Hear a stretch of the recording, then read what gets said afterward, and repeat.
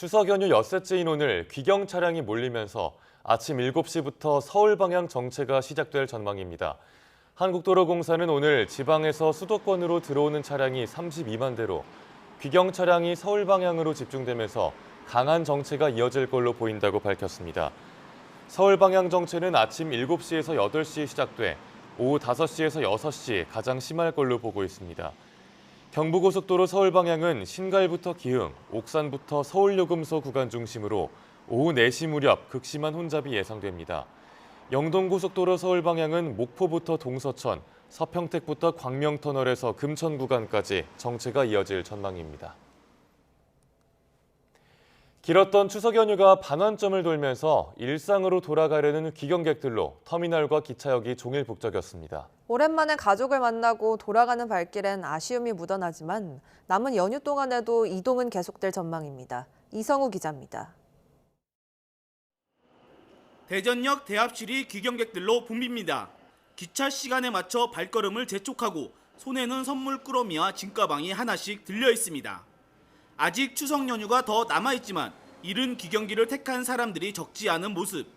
긴 연휴를 보내고도 짧게만 느껴지는 만남에 헤어짐의 순간은 아쉽기만 합니다. 가족들 만나니까 좋았고요. 가족들이랑 좋은 시간 보낼 수 있어서 굉장히 의미 있었던 것 같습니다. 상당히 또 여유롭고 또 가족들도 더 편안한 상태에서 볼 수 있었던 것 같습니다. 버스 대합실 의자마다 여행 가방이 놓여 있고 버스를 기다리는 줄은 길게 이어졌습니다. 임시 버스가 늘었지만 귀경객이 몰리면서 자리에 여유가 없습니다. 귀성길보다 표정은 다소 피곤하지만 집으로 돌아가는 사람들의 얼굴엔 여운이 남아 있습니다. 오랜만에 이제 부모님과 이제 친인척, 가족들, 사촌들이나 누나 막아서 좋았고요. 또 이제 다음 연휴 설날을 또 기다려야 해가지고 아쉽긴 한데 그래도 이제 열심히 또 설날을 향해서 달려가야 해서. 고속도로 상행선도 종일 귀경 차량이 몰렸습니다. 가다 서다를 반복하는 답답한 흐름에 지친 운전자들은 속속 휴게소로 들어섭니다.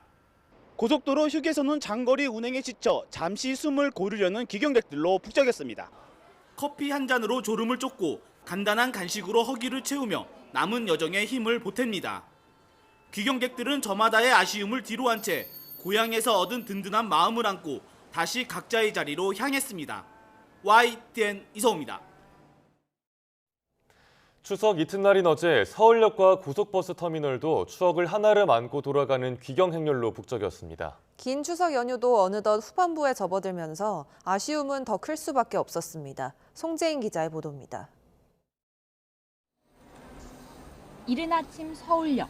커다란 여행 가방을 끈 시민들이 우르르 열차에서 내려 발걸음을 옮깁니다. 저마다 하나씩 품에 안은 금빛 보따리들. 따뜻했던 고향의 온기를 조금이나마 챙겨왔습니다. 장어랑 돼지갈비랑 LA 갈비랑 뭐 이런 밑반찬들, 국이랑 이런 것들 좀 챙겨주셨어요. 확실히 쉬고 있어도 쉬는 시간은 안 갔으면 좋겠어요. 어느덧 연휴 절반이 지나면서 아쉬운 마음도 들지만 모처럼 가족과 만끽한 소중한 시간을 되새기며 마음을 달래봅니다. 울산 3박 4일 동안 가족들끼리 갔다 왔고요. 이번 연휴 때 소감은 처음부터 끝까지 너무 행복했다. 고속버스 터미널도 하나둘 일상으로 돌아갈 채비를 하는 귀경객들로 붐볐습니다. 남은 기간은 이제 와이프 장모님하고 장인어른과 함께 좀 시간을 일단 마저 보내고 금요일 날 이제 다시 일상으로 돌아갈 예정입니다. 할머니가 주신 샤인머스켓인데 대구에서는 이제 샤인머스켓이 싸다고 해서 집 가서 가족들이랑 다시 나눠 먹을 것 같아요. 전국 고속도로 역시 귀경 차량과 나들이 차량이 몰려 종일 혼잡이 이어진 가운데 오늘부터는 연휴 기간 면제됐던 고속도로 통행료도 다시 내야 합니다. YTN 송재인입니다. 네, 그런가 하면 정치권은 추석 다음 날에도 이재명 대통령 대회의 예능 출연을 둘러싼 공방을 이어갔습니다. 민주당은 K푸드 홍보 목적에 정확히 들어맞는 방송이었다고 평가했지만 국민의힘은 정치쇼에 불과하다며 평가절하하면서 이 대통령의 행적을 계속 파고들었습니다. 예능 출연 논란 결국 법적 다툼으로까지 번지는 모양새인데요. 강민경 기자가 보도합니다. JTBC 냉장고를 부탁해 특집 방송이 방영된 다음 날, 더불어민주당은 이재명 대통령 내외가 국민에게 웃음과 행복을 선사했다며 호평을 아끼지 않았습니다. 특히 방송 초반부는 다큐멘터리라는 생각이 들 정도로 K푸드 홍보라는 제작 의도가 명확히 드러났다고 강조했습니다. 이 대통령의 예능 출연 명분이 없다는 국민의힘 주장을 불식시키기 위한 맞불 여론전에 나선 겁니다. 국민의힘 장동혁 대표가 이재명 대통령의 48시간 행적을 거듭 문제 삼는 데 대해서는 법적 조치라는 강경책으로 대응했습니다. 명백하게 허위사실을 유포하는 것은 공당의 대표로서의 자격이 없다. 이렇게 지적하지 않을 수 없습니다. 국민의힘이야말로 국가정보자원관리원 화재 당시 극우 세력과 장외 집회를 하지 않았느냐며 국정 발목 잡기를 이어가면 위헌정당으로 해산될 거라고 경고하기도 했습니다. 국민의힘은 정부 여당이 아픈 곳을 제대로 찌른 것 같다면서 공세 고삐를 더욱 조였습니다. 진영 결집을 노리며 건국전쟁 2를 관람한 장동혁 대표는 재난 상황에서 대통령의 위치를 물은 게 고발당할 이유냐며 민주당이 공포정치를 하고 있다고 쏘아붙였습니다. 여당이 나서서 제1야당의 대표를 고발한다? 저는 이게 바로 공포정치입니다. 모든 입을 틀어막겠다는 것입니다. 잃어버린 48시간에 대한 공세도 멈추지 않았습니다. 국가정보원 화재 당시 비판 여론이 거세지자 이 대통령이 급히 중대본 회의를 주재하고 그마저도 예능 촬영을 이유로 30분 미룬 정황이 있다며 대통령실 해명에 대한 의문을 거듭 제기했습니다. 국민의힘은 K푸드 해외 홍보는 구실일 뿐 실상은 이 대통령의 국내 홍보용이자 정치 쇼에 불과하다는 혹평도 덧붙였습니다. 추석 연휴 내내 이어진 지루한 공방 속에 여야 모두 국민 피로감만 높이고 있다는 따가운 시선에서 자유롭기 힘들다는 평가도 나옵니다. YTN 강민경입니다. 개혁신당은 이재명 대통령 내외에 냉장고를 부탁해 출연을 두고 대통령실이 오히려 칭찬받을 일이라고 감쌌다며 국민을 바보로 아는 거냐고 비판했습니다. 이동훈 수석 대변인은 논평을 통해 위기 때마다 억지 논리로 대통령을 감싸던 윤석열 정권의 오만과 무감각이 그대로 재현되고 있다면서 이같이 말했습니다. 이어 잘못했다면 사과하면 되는데 큰 소리를 치니 국민은 울어야 할지 웃어야 할지 모르겠다며 위기를 수습할 정무 감각은 실종되고 비판을 무시하는 자기 확신만 남았다고 지적했습니다. 이재명 대통령은 때로는 간과 쓸기를 다 내어주고 손가락질과 오해를 감수하더라도 국민의 삶의 보탬이 될 수 있다면 무엇이든 마다하지 않겠다고 밝혔습니다.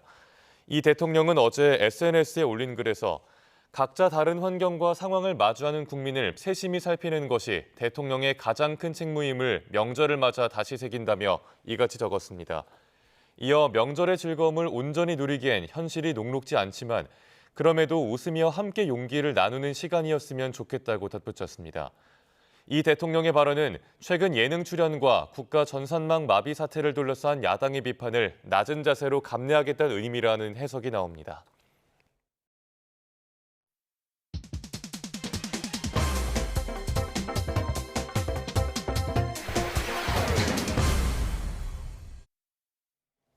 네, 우리 정치의 오늘을 진단하는 YTN 정치 인터뷰 시간입니다. 대통령을 만들었고 본인도 비례대표로만 5차례 배지를 달았던 정치 원로 킹메이커 김종인 전 비대위원장을 김다연 기자가 만났습니다. 박근혜의 정도전, 문재인의 구원자, 별의 순간 윤석열까지 정치권 위기마다 구원투수 역할을 한 김종인 전 비상대책위원장에겐 정치 구단, 선거 책사, 킹메이커라는 수식어가 붙습니다. 이승만 대통령 빼놓고는 전 대통령을 다 내가 만나보고 했지만 내가 보기에 이 사람은 안 되겠다는 사람은 결국은 선곡을 못해. 취임 넉 달을 갓 넘긴 이재명 대통령, 지금까진 무난하다고 평가했지만 미국과 관세 협상 등 경제 정책은 우려했습니다. 야당, 여당 대표를 대통령실에 모시고서 서로 화해를 유도하고 협치를 하겠다고 하는 거는 역대 우리가 정권에서 보기 어려웠던 이런 상황이라고 보여요. 한미 협상은 지금 상황으로 보면은 처음에는 비교적 잘 되는 것 같이 얘기를 하지 않았어요? 이 국민들에게 무슨 기분적으로라고 그렇게 얘기를 했는지 모르지만 그거 얼마 안 가서 들통이 나버리는 그런 현상이 되지 않았어요? 진보와 보수 정당 수장을 모두 지낸 입장에서 지금의 여야는 탐탁지 않습니다. 특히 민주당은 다수 의석을 믿고 뭐든 할 수 있다고 착각하고 있다며 대표적인 예가 사법부 흔들기라고 지적합니다. 마치 자기네들이 굉장히 성스러운 사람처럼 얘기를 하는데 무슨 국민이 사법부를 불신한다는 이딴 소리를 하는데 일반 국민이 국회에 대한 불신도 그만큼 더 높다고 하는 거예요. 아픈 손가락 국민의힘을 향해선 재건축해야 한다. 내란 정당을 극복하려면 4월 4일 헌재 판결 이전과 완전히 단절해야 한다고 쓴소리했습니다. 윤석열 대통령이라는 사람이 당선이 돼가지고서 그냥 아무것도 안 하는 바람에 당을 다 옛날로 돌려도 버린 거예요. 아직도 윤석열 대통령에 대한 무슨 미련을 갖고서 지금 있기 때문에 그러니까 그 정당이 정상적인 궤도를 갈 수가 없는 거예요. 언제적 거리투쟁이냐며 장외 집회는 더는 먹히는 전략이 아니라고도 목소리 높입니다. 정당은 국민과 대화를 해야지 쓸데없는 뭐 구호만 만나 외친다고 그래서 절대 성공을 할 수가 없어요. 킹메이커 김 전 위원장 눈에 띄는 정치인은 누굴까? 불행하게도 내 눈에는 아직 그런 인물이 보이질 않아요. 이제 내년도 아마 지자체 선거가 끝나고 날 것 같으면은 뭐 차기 대통령감이 누군가 하는 것이 대략 윤곽이 나타날 것 같은데 정치 선배로서 여야에는 이런 당부를 남겼습니다. 사실 일반 국민이 생각에는 뭐 좌냐 우냐는 이념에 관심이 없어요. 여당은 의회 다수를 찾아야 했다고 오만하지 말고 좀 냉정해질 필요가 있다고 생각을 해요. 너무 오만하면은 그 자체가 자기네들의 성공을 오히려 방해할 거라고 봐요. 그냥 독혼 말만 뱉는 그런 식의 야당은 이제 과거는 가능했지만 지금은 안 돼요. 일단 국민한테 맡기고 점잖게 가는 게 좋아요. YTN 김다연입니다. 민중기 특별검사팀은 추석 연휴 전까지 김건희 씨 관련 의혹에 연루된 14명을 재판에 넘겼습니다. 추가 기소가 줄지어 예정돼 있지만 파견 검사 원대 복귀 논란에 휩쓸리며 공소유지는 특검의 숙제로 남게 됐습니다. 안동준 기자가 보도합니다. 출범 100일을 앞둔 김건희 특검은 특검법에 명시된 16가지 의혹을 수사하며 지금까지 14명을 재판에 넘겼습니다. 1호 기소였던 주가 조작 관련 삼부토건 전현직 경영진들을 시작으로 모든 의혹의 정점에 있는 김건희 씨도 일부 혐의로 먼저 기소했습니다. 추석 연휴 전에는 통일교 청탁 의혹에 연루된 권성동 의원 등 거물급 인사들을 구속 기소하기도 했습니다. 특검은 오늘 권성동 국회의원을 정치자금법 위반 혐의로, 김상민 전 부장검사를 정치자금법 위반 및 청탁금지법 위반 혐의로 각각 구속 기소하였습니다. 다만 앞으로 죄에 상응하는 처벌을 받아내기 위해 법정에서 혐의를 다투는 공소유지 과정은 특검의 숙제로 남아있습니다. 얼마 전 특검 파견 검사들이 수사 종료 후 원대 복귀를 요청한 것이 대표적인 우려에 해당합니다. 특검은 파견 검사들이 공소유지를 책임있게 맡아서 할 의지가 있다며 진화에 나섰지만 논란은 쉽사리 사그라지지 않고 있습니다. 연휴가 끝나면 한학자 통일교 총재 등 추가 기소도 줄줄이 예정된 상황에서 공소유지에 대한 우려는 더 커지고 있습니다. 특검은 추석 연휴 이후 추가 인선을 발표하면서 공소유지 우려를 고려한 수사팀 조정 등에 나설 전망입니다. YTN 안동준입니다. 국가정보자원관리원 전산실에서 발생한 불로 가동이 중단된 행정정보 시스템 복구율은 20%대에 그쳤습니다. 어제 오후 6시 기준 전체 시스템 647개 가운데 163개가 정상화돼 복구율은 25.19%입니다. 국가데이터처의 일부 시스템을 복구하면서 오후 1시 기준 집계보다 정상화된 시스템은 4개 늘었습니다. 추석 전이나 연휴 동안 일을 하고도 임금을 제때 받지 못했다면 고용노동부에 신고하면 되는데요. 노동부가 국가정보자원관리원 화재로 임금체불 신고 시스템에 장애가 있어 긴급 비상 신고망을 마련했습니다. 조용성 기자가 보도합니다. 올해 임금체불액은 지난 7월 기준 1조 3,421억 원으로 노동자 17만 3천여 명이 일하고도 돈을 받지 못했습니다. 건설업 경기 부진의 여파로 임금체불액은 지난 2022년부터 줄곧 증가 추세입니다. 올해도 2조 원을 넘길 것이 확실시됩니다. 추석 연휴 전부터 노동부는 임금을 받지 못해 힘든 노동자를 줄이기 위해 임금체불 집중 청산 기간을 운영했습니다. 특히 국가정보자원관리원 화재로 임금체불 신고를 받던 노동포털이 먹통이 되면서 임시 온라인 민원 접수 체계를 구축했습니다. 추석에 임금을 제때 받지 못했다면 정상 운영 중인 고용24 공지사항에서 서식 등을 안내받을 수 있습니다. 또 전국 48개 지방노동관서 대표 이메일과 팩스 등으로 신고하면 됩니다. 노동부는 임금체불 신고와 산업안전보건법 위반 신고를 위해 긴급 비상연락망도 마련했습니다. 연락망은 고용24와 노동부 페이스북, 유튜브, 인스타그램, 블로그 등에서 볼 수 있습니다. YTN 조용성입니다.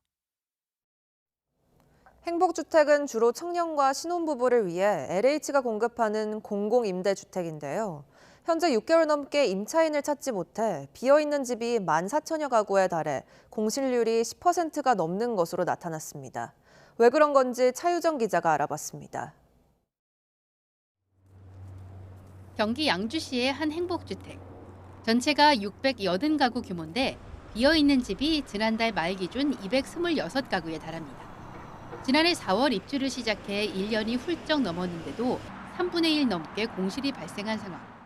전국적으로 살펴보면 지난 7월 기준으로 LH가 관리하는 공공임대주택 98만여 호 가운데 5만 1,400여 호가 6개월 이상 비어 있습니다. 공실률은 최근 3년 동안 꾸준히 높아졌습니다. 심각한 건 청년과 신혼부부를 주 대상으로 하는 행복주택입니다. 행복주택은 지난 7월 기준 공실률이 10%를 넘었습니다. 행복주택 공실률은 가파르게 오르며 3년 전에 2배로 뛰었습니다. 대부분 전용 면적 40제곱미터, 10평대 미만으로 공간이 협소해 신혼부부들이 선호하지 않기 때문입니다. 사회적 인프라가 부족하고 직장에서 먼 곳에 지어져 젊은 층 외면을 받는 이유도 있습니다. 입주하기에는 교통이 부족하고 평수가 너무 적고 생활 리소스가 너무 부족하고 이러다 보니까 자연스럽게 청년들이 그 입주를 피하고 있는 것 아닌가 이렇게. 수요와는 거리가 먼 작은 행복주택이 지어지는 이유는 뭘까? 공공임대주택의 성과를 몇 가구 지었는지 양적으로만 평가하기 때문이라는 분석도 나옵니다. LH 입장에서는 그 몇 채를 하느냐가 중요하거든요. 그러다 보니까 원래 이제 지역본부에서 올라오는 그 물량들을 좀 더 쪼개가지고 이렇게 세대수를 만들다 보니 정부가 입주 요건 등을 완화하며 입주자 추가 모집 등에 나서왔지만 공실률은 매해 높아지는 상황. 정부가 공공택지 공급 물량 상당수를 공공분양과 임대주택으로 공급하겠다고 선언한 가운데 공급 총량에만 집중할 것이 아니라 수요에 맞는 주택 공급을 위한 제도 개선에 나서야 한다는 지적이 높습니다. YTN 차유정입니다.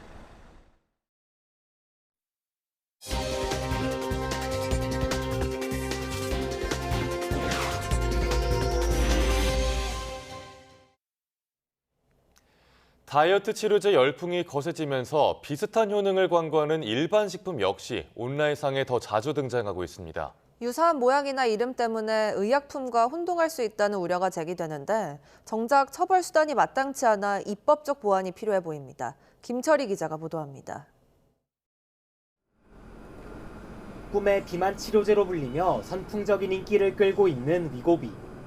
의학적으로 비만 진단을 받은 환자에게만 처방되는 의약품이라 인터넷으로는 구할 수 없습니다. 그런데 검색창에 위고를 넣어 검색하자 유사한 효능을 과시하는 제품이 우르르 쏟아져 나옵니다. 나비 모양으로 잘 알려진 식욕 억제제, 디에타민정 역시 의료진 처방이 필요하지만 똑같은 모양을 한 일반 식품이 온라인에서 버젓이 판매되고 있습니다. 이러한 제품들은 상대적으로 싸고 구하기도 쉽지만 까다로운 시험을 통과해야 하는 의약품과는 효능이 다를 수밖에 없습니다. 문제는 소비자들이 이름이나 모양만 보고 의약품으로 착각할 우려가 크다는 것. 처방전 없이 손쉽게 구할 수 있다고 방심했다간 실신 등 심각한 부작용을 겪을 수도 있습니다. 그런데 정작 관리감독 책임이 있는 식품의약품안전처조차 정확한 실태를 파악하지 못하고 있는 거로 조사됐습니다. 최근 5년간 의약품으로 오인하거나 혼동할 우려가 있어 적발된 사례는 고작 21건에 머물렀는데 빠르게 변화하는 현실과 정부 단속 사이 괴리가 점점 커지고 있다는 지적입니다. 적발 뒤 수사기관 고발을 진행해도 과장 광고 외에는 뚜렷한 법적 책임을 묻기 어렵다는 점도 한계로 꼽힙니다. 과장 광고라는 모호한 상태로 돼 있기 때문에 이 명칭이나 모양까지 정확하게 넣어서 이것을 규제할 필요가 있다고 생각이 됩니다. 무엇보다 의약품 모방은 생명까지 직결될 수 있는 문제인 만큼 중범죄라는 인식하에 철저한 대책 마련이 필요하다는 목소리가 나옵니다. YTN 김철입니다. 우리나라에서 손에 꼽힐 정도로 많이 걸리는 데다 사망률까지 높은 암이 바로 폐암입니다. 조기 진단으로 빠르게 발견해 수술하는 경우가 많아졌지만 이후 추가 항암 치료를 피하다 재발이나 전이가 되는 안타까운 사례들도 나오고 있습니다. 김주영 기자입니다. 62살 이상구 씨는 지난해 폐암 2기 진단을 받고 투병 생활을 시작했습니다. 기침이 안 나요. 한 보름 20일 정도 돼도. 그래가지고 왜 이제 이상하다가 그래가지고. 식도까지 전이 될 뻔한 위험한 상황이었지만 다행히 약물 치료에 이어 수술까지 완벽하게 마무리됐습니다. 지금은 별다른 암의 흔적을 찾아보기 힘들지만 수술 이후 추가 항암 치료를 이어가고 있습니다.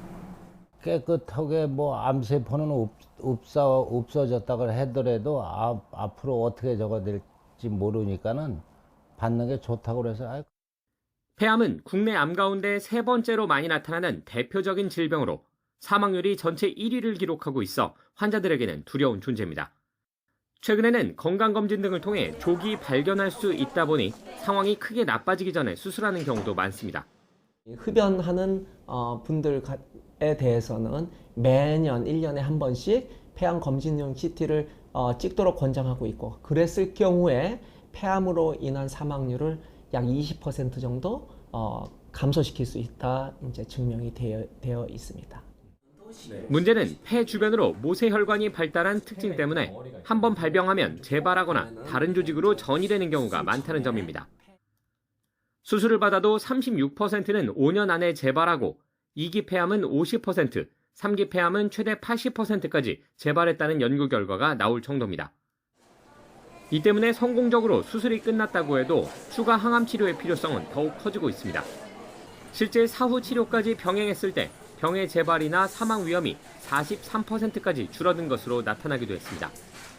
일반 세포독성 항암제를 통상적으로 내주기를 하고 나서 1년 동안 면역관문 억제제를 사용을 하시는 것을 권장드리고, 전문가들은 환자들의 적극적인 수술 후 치료에 더해 폐암 조기 검진 대상을 확대하려는 정부의 노력이 필요하다고 강조합니다. YTN 김주영입니다.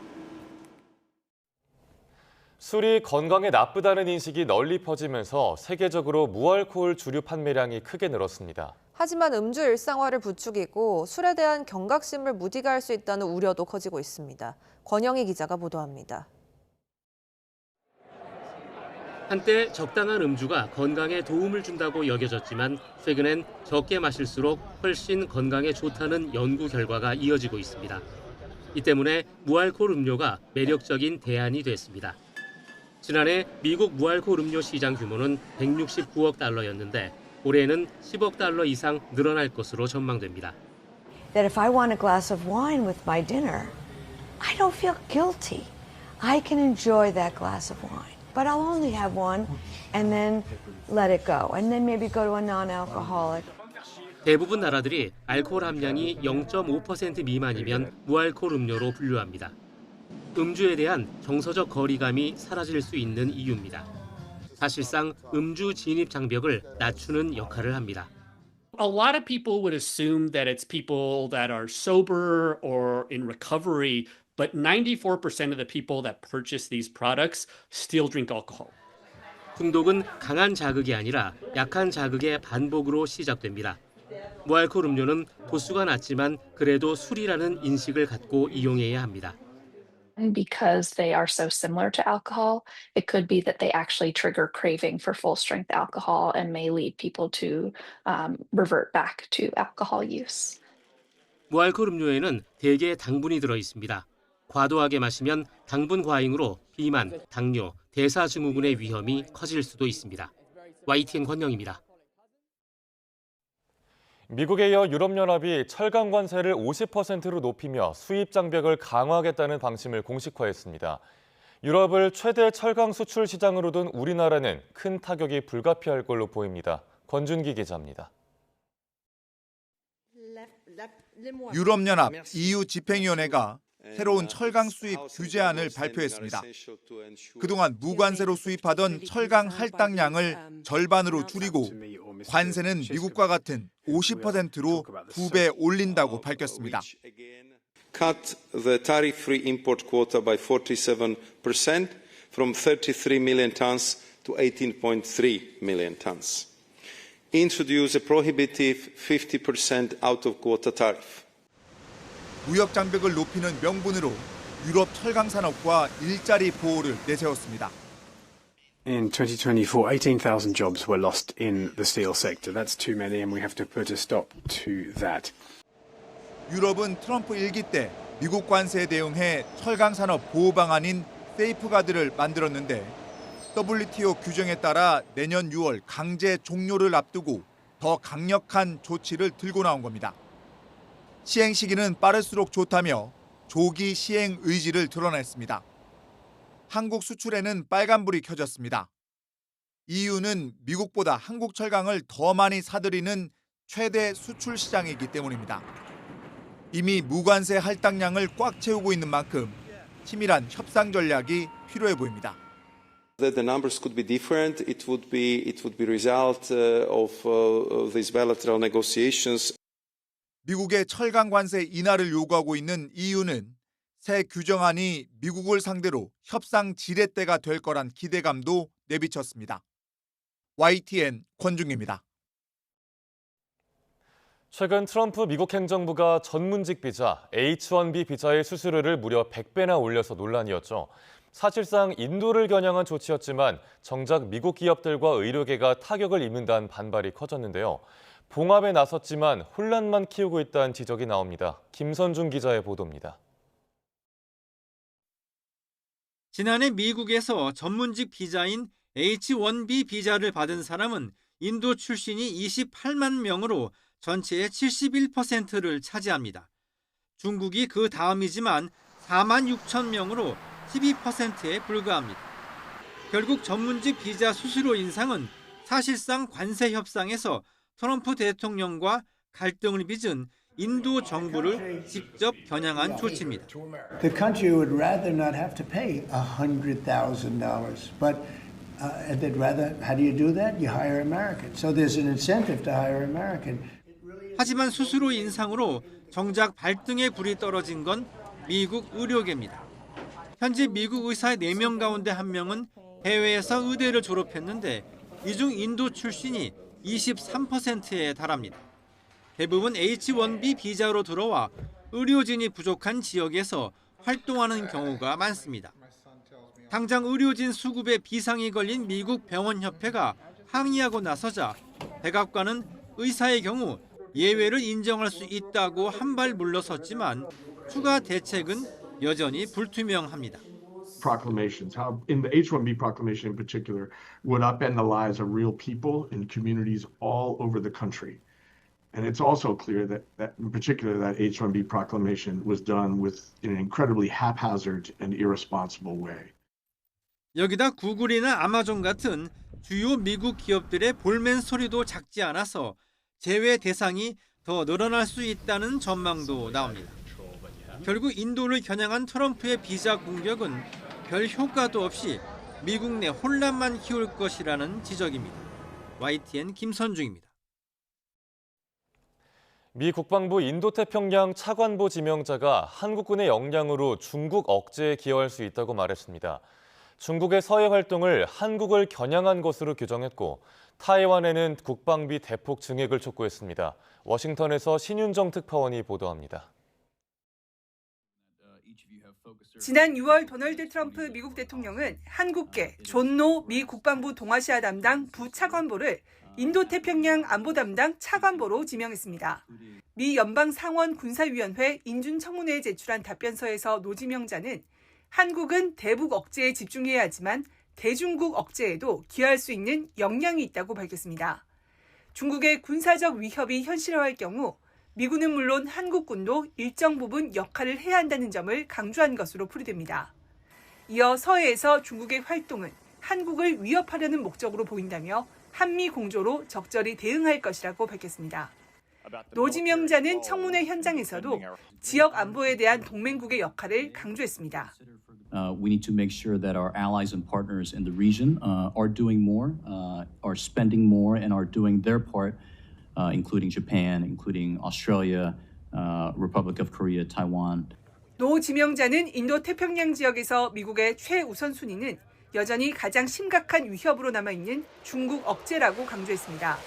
곧 발표될 새 국가 방위 전략이 미 본토 방어를 강조해 중국 억지력이 약해질 수 있다는 우려를 해소하려는 의도로 풀이됩니다.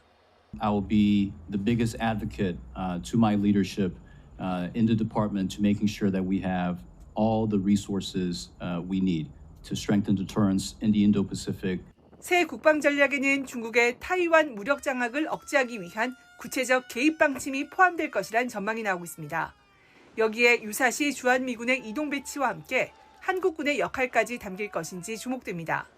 다만 트럼프 미국 대통령과 시진핑 중국 국가주석의 정상회담이 이달 말에 열리는 만큼 발표 시기와 세부 사항 등을 조율할 가능성도 남아 있습니다. 워싱턴에서 YTN 신윤정입니다. 북한이 김정은 국무위원장의 수건 사업으로 꼽혔던 평양 종합병원 준공 소식을 알렸습니다. 당 창건 80주년을 앞두고 핵무력은 물론 보건의료 등 다양한 분야의 성과와 업적을 과시하려는 의도로 보입니다. 이정원 기자입니다. 북한 매체가 평양 종합병원 준공을 알리며 방송한 영상입니다. 고층 빌딩 2개를 다리로 연결하는 등 외관만 봐선 우리의 대형 종합병원에 견줄 만한 규모입니다. 김정은 국무위원장의 연설과 함께 성대에 치러진 준공식엔 당과 정부는 물론 군 고위 간부들까지 총출동했습니다. 평양 종합병원을 당 창건 기념일에 인민들에게 선물함으로써 인민을 위한 절대 복무의 신성한 본분을 지켜낸 감개함을 피력하시면서 평양 종합병원은 김 위원장이 2020년 3월 착공식에 참석해 그해 10월까지 완공을 지시했지만 자재 부족과 코로나19 등의 여파로 준공이 계속 연기됐습니다. 특히 진료실과 수술실을 채울 물적, 기술적 인프라 확보에 어려움을 겪었는데 최근 중국과 러시아와의 관계 강화가 보건 분야로도 확대 적용된 것으로 보입니다. 다만 북한 매체가 보도한 영상과 사진을 보면 여전히 진단 장비와 부대 시설이 완전히 갖춰지진 않은 것으로 평가됩니다. 그러나 북한 매체는 김정은 위원장이 당장 다음 달부터 운영을 정상화하라며 개원 시점을 다음 달로 제시했다고 밝혔습니다. 핵 강국 왕성과 함께 인민생활 향상의 이중 축제로 포장해서 강력한 국방과 인민복지 서사를 완성하려는 의도가 있어 보입니다. 오는 10일 당 창건 80주년에 맞춰 서둘러 준공식을 연 것으로 보이는데 기념일 맞춤형 속도전으로 인한 부작용도 우려됩니다. 또 국제 제재와 경제난으로 의료 장비는 물론 의약품과 첨단 기술 도입에 심각한 제약이 있는 만큼 이에 대한 지속적인 공급이 쉽지 않을 수 있다고 전문가들은 분석합니다. YTN 이종원입니다. 어제 낮 일본 오키나와에서 승객 390여 명을 태우고 인천공항으로 향하던 진에어 여객기가 기체 결함으로 긴급 회항했습니다. 모처럼 긴 연휴를 맞아 해외여행을 떠났던 승객들은 12시간여 만에야 대체 항공편을 타고 귀국했습니다. 사건 사고 소식 이현정 기자입니다. 승객들이 황당한 표정으로 비행기에서 내립니다. 어제 낮 1시 반쯤 일본 오키나와에서 출발해 인천공항으로 향하던 진에어 여객기에서 이상함이 감지되기 시작했습니다. 바퀴가 땅에 닿을 때 사사사삭 흔들리는 그런 느낌이 있어가지고 제 동생이 옆에서 자다가 번떡 깼거든요. 두 차례 큰 소리와 함께 기체가 흔들린 끝에 항공사는 결국 회항 결정을 했고 승객 390여 명은 12시간여 동안 발이 묶이는 불편 끝에 새벽 1시 반쯤에서야 대체 항공편을 타고 귀국할 수 있었습니다. 진에어 측은 정확한 기체 결함 원인을 파악하겠다고 밝혔습니다. 경기 의정부의 한 주택에서 지병을 앓던 70대 어머니와 모친을 간호해온 50대 아들의 시신이 발견돼 경찰이 수사에 나섰습니다. 어머니 시신은 부패가 진행된 상태였는데 경찰은 외부 침입이나 외상 등 범죄 정황은 발견되지 않았다며 부검을 의뢰했다고 설명했습니다. 어제 저녁 7시쯤 경기 수원시 곡반정동에서는 전신주 변압기에 불이 났습니다. 인명피해는 없었지만 인근 주택 등 10여 채에 3시간 동안 전기가 끊기면서 주민들이 불편을 겪었습니다. 밖에서 펑펑하는 소리가 들려서 나는 뭐 아이들이 폭죽놀이 하나 이러고 봤더니 전신주에서 불꽃이 스파크가 튀기고. 한국전력은 변압기가 비바람에 의해 외부 물체와 접촉하며 고장난 것으로 보고 있습니다. YTN 이현정입니다. 부모와 떨어진 보호 대상 아이들을 일반 가정집과 비슷한 환경에서 한 식구처럼 키우는 곳을 공동생활 가정이라고 하는데요. 여기서 일하는 원장이나 직원들은 인건비를 지원받을 수 있는 나이에 상한이 있는데 사회복지 현장의 현실과 동떨어진 지침이란 지적이 나옵니다. 월급을 못 받아도 아이들을 포기할 수 없는 이들을 배민혁 기자가 만나봤습니다. 거실 한편에서 피아노 연습이 한창이고 다른 쪽에서는 학교 숙제에 여념이 없습니다. 그렇지, 야. 잘한다. 여느 가족과 다름없이 아들들 공부를 시키는 엄마의 모습. 이곳은 부모와 떨어진 아이들이 함께 지내는 공동생활 가정입니다. 올해로 24살 대학생 맏형부터 10살 막내까지 남자아이들만 5명이 한 식구로 살아갑니다. 처음 왔을 때부터 이분이 이제부터 내 엄마라고 느껴가지고 거리낌은 없었던 것 같아요. 뭔가 살짝 북적북적거리면 오히려 좋고 원래 북적거리는 걸 좋아하기도 하고. 벽 한쪽 가득한 아이들 사진이 보여주듯 이 집의 가장이자 엄마이자 원장인 장영숙 씨는 지난 25년 동안 20명 넘는 아이들을 길러왔습니다.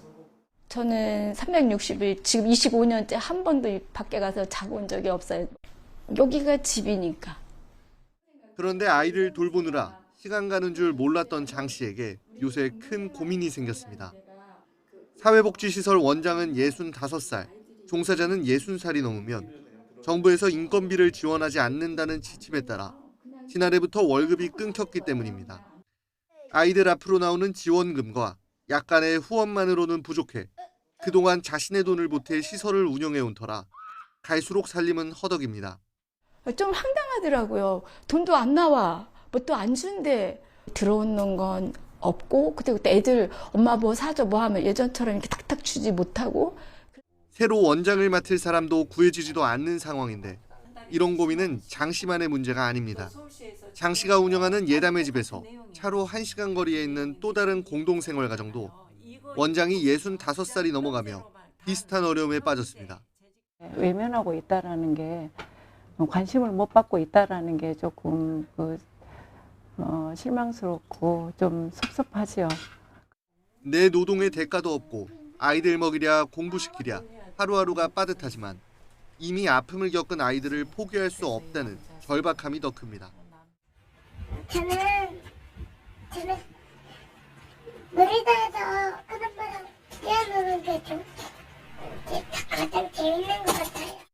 사회복지시설 인건비 지원 나이 상한을 늘려야 한다는 지적은 매년 반복되지만 정부는 아직 별다른 답이 없습니다. 내년 추석에는 좀 이렇게 좀 우울하지 않았으면 좋겠어요. 엄마는 여기 집에서 죽어야 나가지 그동안 안 나갈 거야. 죽으면 나갈 거야. 그랬더니 우리 애들이 막 웃더라고요. YTN 배민혁입니다. 아이도 키우고 일도 하는 학부모 근로자를 위해 광주광역시는 3년 전부터 초등학부모 10시 출근제를 시행하고 있습니다. 하루 1시간 근로시간을 줄여 자녀 돌봄에 활용하고 손실된 임금은 지원하는 제도인데요. 내년부터는 지원 대상과 기간을 늘려 전국으로 확대됩니다. 오선열 기자입니다. 소프트웨어 개발업체에서 일하는 40대 여성은 오전 10시에 일터로 향합니다. 초등학생 5학년 딸의 등굣길을 함께하고 다른 직원보다 1시간 늦게 출근하는 겁니다. 호둥제 등 애들 보내는 것보다 애들 다 준비물 같은 것도 다 챙겨 보낼 수도 있고 학교 앞까지 데려다 줄 수도 있고 여유롭게 출근할 수 있었던 것 같아요. 학부모 근로자가 업무 시간을 1시간 줄여 자녀 돌봄에 활용하는 10시 출근제로 광주광역시가 3년 전부터 시행했습니다. 초등학생 학부모 10시 출근제는 300인 미만 중소기업이 적용 대상입니다. 임금 삭감 없는 근로단축 혜택을 위해 지자체가 한 달에 40만 원씩 지원합니다. 운영 부담을 덜게 된 기업도 학부모 근로자를 위해 회의 시간을 조정하는 등 가족 친화 경영에 앞서고 있습니다. 10시에 출근한다는 것을 알고 있기 때문에 미리 회의를 진행한다든지 유선도 다 처리하기 때문에 크게 어떤 불편함이 있다거나 업무 진행하는데 어려움이 있다거나 그러지는 않았던 것 같습니다. 학부모 근로자 10시 출근제는 시행 3년 만에 신청 인원은 5배 늘었습니다. 정부는 내년부터 예산 31억 원을 투입해 육아기 10시 출근제를 전국으로 확대할 계획입니다. 지원 기간을 최대 1년으로 확대하고 미취학 자녀까지 혜택 대상에 포함합니다. 정부에서 더 예산을 확보해서 이왕에 실시하는 일가정 양립 정책 중에 효능감이 좋고 아이를 키우는 부모들이 좋은 정책인 유아기 10시 출근 제도를 더욱더 확대하는 것이 광주에서 시작된 육아기 10시 출근제가 일과 가정의 양립 문화를 확산하는 선도 모델로 자리 잡고 있습니다. YTN 오선열입니다. 기후변화로 극심한 가뭄과 홍수가 반복되면서 물 관리의 중요성이 그 어느 때보다 커지고 있습니다. 우리의 초격차 물 관리 기술이 해외 시장에서 주목받으며 물 문제 해결사 역할을 톡톡히 하고 있습니다. 이상곤 기자입니다. 실리콘밸리 등 미국 캘리포니아주 산타클라라 지역의 물 관리를 담당하는 공공기관입니다. 우리 물 관리 당국이 이곳과 기본 협약을 체결하고 디지털 트윈 기반의 통합 물 관리 시스템 구축을 위한 협의를 본격적으로 추진해 나가기로 했습니다. 디지털 트윈은 댐과 하천 등 수자원 시설을 3차원 가상 세계에 그대로 구현해 강수량과 수위 등을 실시간으로 분석하고 홍수와 가뭄 등을 예측하는 차세대 물관리 기술입니다. 이를 통해 산타클라라 지역의 노후댐 관리와 반복되는 가뭄 문제 등을 해결해 나갈 수 있을 것으로 기대되고 있습니다. It's interesting that as a water agency, Korean Water has really adopted these AI tools and digital twins to literally save buildings and save lives. 우리의 초격차 물관리 기술은 이미 해외 시장에서 차세대 기술로 주목받고 있습니다. 지난해부터 사우디아라비아에서는 우리 기술을 이용한 홍수 대응 기반 구축 사업이 진행되고 있고 일본과는 지난 8월 업무 협약을 체결해 시장 진출 발판을 만들었습니다. 베트남 호치민시에서는 정수장에 인공지능 기술 도입이 추진되고 있으며 실시간 수도관망 관리 기술은 필리핀 진출을 준비하고 있습니다. 글로벌 선진 물 시장에서 새로운 성장 동력을 창출하고 국내 물 기업과의 해외 동반 진출을 위한 교두보를 마련할 계획입니다. 전문가들은 10년 뒤 세계 물관리 기술 시장 규모가 올해보다 3배 이상 늘어 1경 6천조 원을 넘어설 것으로 전망하고 있습니다. 우리의 초격차 기술이 물 문제 해결사 역할을 톡톡히 하며 차세대 수출 성장 동력으로 주목받고 있습니다. YTN 이상군입니다. 최근 신비주의를 벗고 유튜브나 SNS 계정에 일상을 공개하는 여배우들이 늘고 있습니다. 급변하는 미디어 환경에 적응하고 있는 건데 과도한 사생활 노출은 경계해야 한다는 지적도 있습니다. 이광현 기자가 보도합니다.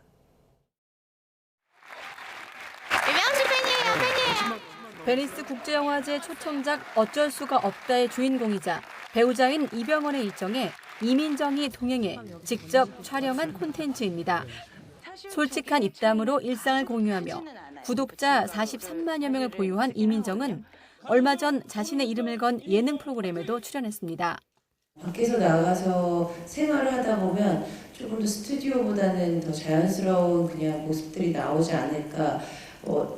24시간 넘게 이렇게 막 계속 카메라가 돌아가고 있으니까. 지난해부터 신비주의를 깨고 대중과 소통 중인 한가인이 닮은 꼴 가수인 김동준과 함께한 콘텐츠도 조회수 300만 건이 넘었고 데뷔 30년이 넘은 고소영도 8년째 연기 공백기지만 소셜미디어 활동으로 배우로서의 약점을 보완하고 있습니다. 거창하진 않지만 실존하는 인물이라는 아직 저 살아있어요. 다양한 모습으로 제가 어떤 사람인지 좀 채널을 통해서 알려드리고 싶으니까. 한때 태도 논란으로 곤욕을 치르기도 했던 고현정 역시 최근 드라마 연기에 대한 호평과 맞물려 화제성을 키우고 있습니다. 사생활 노출을 꺼리던 배우들이 유튜버로 변신해 대중과의 접점을 유지하는 이유는 달라진 미디어 생태계에 적응하기 위해서입니다. 다만 유사한 채널이 넘쳐나면서 독창적인 콘텐츠에 대한 고민이 필요하고 대중의 눈높이에 맞지 않는 불필요한 언행은 경계해야 한다는 지적도 있습니다. YTN 이광현입니다. 프로야구 정규리그 4위 삼성이 5위 NC의 돌풍을 잠재우고 준 플레이오프에 진출했습니다. 선발 원태인이 6이닝 무실점의 완벽한 투구를 선보이며 삼성을 구해냈습니다. 허재원 기자가 보도합니다. 정규 시즌 마지막 9경기에 이어 와일드카드 결정 1차전까지 10경기를 내리이긴 NC의 돌풍은 경기 시작부터 주춤했습니다. 선발 로건이 극심한 난조를 보이며 1회부터 볼넷 4개를 허용했고 삼성은 밀어내기로만 2점을 뽑아내 기선을 제압했습니다. 반면 삼성 선발 원태인은 완벽한 제구로 NC 타선을 잠재웠습니다. 경기 시작부터 NC의 테이블 세터진을 연속 삼진으로 돌려세웠고 2회 원아웃 1루에서는 공 3개를 모두 스트라이크 존에 꽂아 넣으며 루킹 삼진을 잡아냈습니다. 볼넷과 몸에 맞는 볼을 연달아 내주며 위기를 맞은 6회에는 박건우를 삼진, 이우성을 외야 뜬공으로 잡아낸 뒤 강렬하게 포효하며 마운드를 내려왔습니다. 삼성은 이후 김태훈과 이승민, 가라비토 등 불펜을 총동원해 3대0 승리를 지켜내고 준 플레이오프 진출을 확정했습니다. 그 어느 때보다 중요한 경기였고 4위의 어드밴티지가 없어진 상태에서의 경기였어서 많은 책임감을 가지고 경기에 임했는데 너무 좋은 피칭이 나온 것 같아서 기분 좋게 생각하고 있습니다. 삼성은 1회 첫 타자 이재현이 안타로 출루한 뒤 단 한 개의 안타도 추가하지 못하고 역대 포스트 시즌 최소 안타 승리라는 진기록의 주인공이 됐습니다. 정규리그 막판 기적의 9연승으로 포스트 시즌 무대를 밟은 뒤 와일드카드 결정 1차전마저 이겼던 NC는 2차전에서 아쉽게 져 올 시즌을 마감했습니다. 삼성은 하루를 쉬고 9일부터 정규 시즌 3위 SSG와 오전 3승제의 준 플레이오프를 치릅니다. YTN 허재원입니다. 프로축구 대전의 공격형 미드필더 마사가 K리그1 32라운드 최우수 선수로 뽑혔습니다. 마사는 지난 5일 포항을 상대로 전반 2분 만에 선제골을 터뜨렸고 1대1로 팽팽하던 후반 6분 결승골까지 넣었습니다. 2019년 K리그 무대를 처음 밟은 마사는 K리그2에서 3차례 MVP를 차지했지만 K리그1에서 MVP에 오른 건 이번이 처음입니다. 마사는 이번 시즌 18경기에 출전해 4골과 도움 2개를 기록하고 있습니다. 덴마크가 15세 미만은 소셜미디어, SNS 사용을 금지하는 법안을 추진하기로 했습니다. 메테 프리데릭센 덴마크 총리는 현지 시간 7일 의회 개원 연설에서 휴대전화와 SNS가 우리 자녀들의 어린 시절을 빼앗고 있다며 이렇게 예고했습니다. 또 SNS 사용을 목줄이 풀린 괴물에 묘사하면서 사용 금지법 도입을 위한 의회 협조를 당부했습니다. 덴마크 외 프랑스 등 다른 EU 회원국에서도 SNS 연령 제한이 필요하다는 목소리가 잇따르고 있습니다.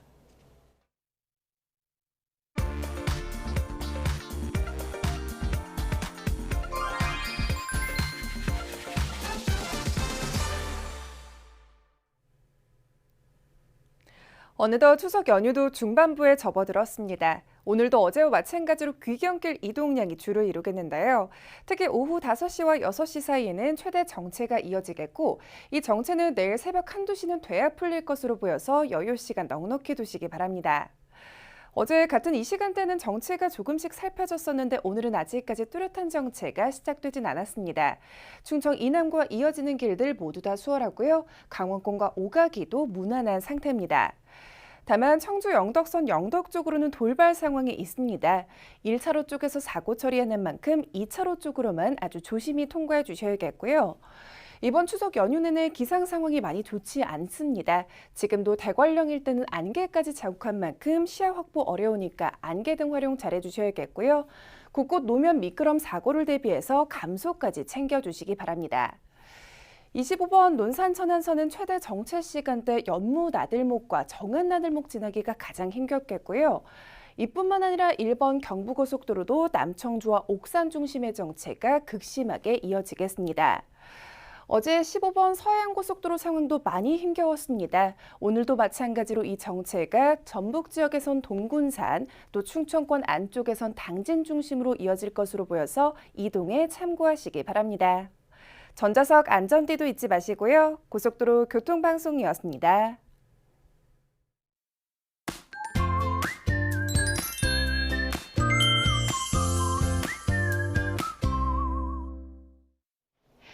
이번 연휴는 내내 날이 흐립니다. 오늘도 곳곳에는 산발적인 비 예보가 있는데요.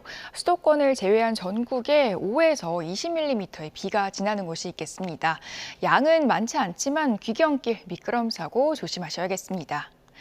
오후부터는 바닷길도 어렵겠습니다. 동해상과 남해상에 풍랑 예비특보가 내려진 가운데 물결이 최고 4m로 높게 일겠다는 예보인데요. 배편 이용하신다면 미리 운항 정보를 확인해 주시기 바랍니다. 최근 중부에서는 비가 내리면서 한낮에도 공기가 서늘했는데요. 오늘은 낮 동안 덥다 싶기도 하겠습니다. 특히 서울은 하루 만에 기온이 7도가량 껑충 올라가겠는데요. 그 밖의 지역 한낮 기온도 살펴보면 전주가 28도, 부산은 27도까지 오르겠습니다. 한글날인 내일은 이번 연휴 중 유일하게 맑은 날이 되겠습니다. 영동과 제주도에만 약한 비가 지나겠는데요. 다만 수도권과 강원에는 모레 밤부터 비가 시작이 되겠고요. 다음 주에는 점차 그 밖에 전국으로 확대되겠습니다. 날씨였습니다. 뉴스타트 2부 마칩니다. 잠시 후 3부가 이어집니다. 시청해주신 여러분 고맙습니다.